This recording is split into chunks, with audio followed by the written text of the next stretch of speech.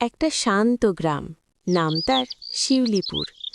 চারদিকে সবুজ ধান ক্ষেত, কাঁচা রাস্তা, পুকুরের ধারে ঝুঁকে থাকা তালগাছ, সব মিলিয়ে যেন ছবির মতো সুন্দর একটা জায়গা।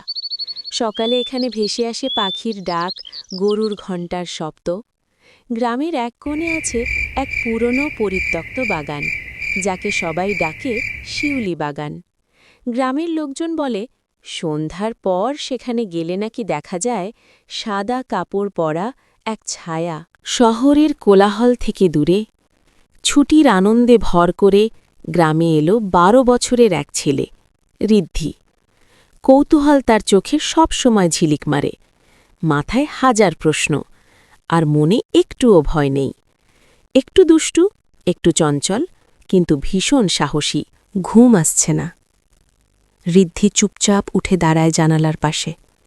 চারদিকে গভীর নীরবতা, আকাশে আধখানা চাঁদ, হালকা কুয়াশা ভেসে বেড়াচ্ছে মাঠের উপর দিয়ে। হঠাৎ তার চোখ আটকে যায় দূরের দিকে। শিউলি বাগানের দিক থেকে একটা হালকা ফ্যাকাশে সাদা আলো ধীরে ধীরে নড়ছে। ওটা যেন বাতাসে ভাসছে, না মানুষ না পুরো আলো, মাঝামাঝি কিছু একটা। ঋদ্ধির বুক ধরফর করতে থাকে, কিন্তু ভয় নয়, বরং রহস্য জানার তীব্র কৌতূহল তার চোখে আরও উজ্জ্বল হয়ে যায়।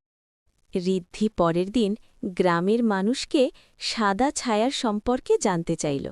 গ্রামের কোনো লোক সাদা ছায়ার সম্পর্কে কিছু সঠিকভাবে বলতে পারল না, তাই সে নিজের এই সাদা ছায়ার রহস্য জানবে।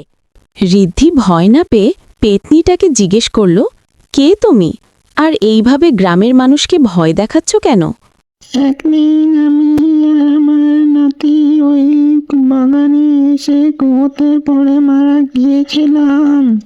আমি এখানে ভূত হয়ে থাকলেও আমি কাউকে ভয় দেখাই না। সব মানুষের কাছে আমি একটা সাহায্য চাই, কিন্তু সবাই আমাকে দেখলেই পালিয়ে যায়। তুমি একমাত্র মানুষ যে আমাকে দেখেও পালায়নি। তুমি যদি আমার সাহায্য করতে পারো, আমি মুক্তি পাব। ঋদ্ধি পিশাচিনীর কথা মতো কুয়োর দিকে লকেটটি আনতে গেল।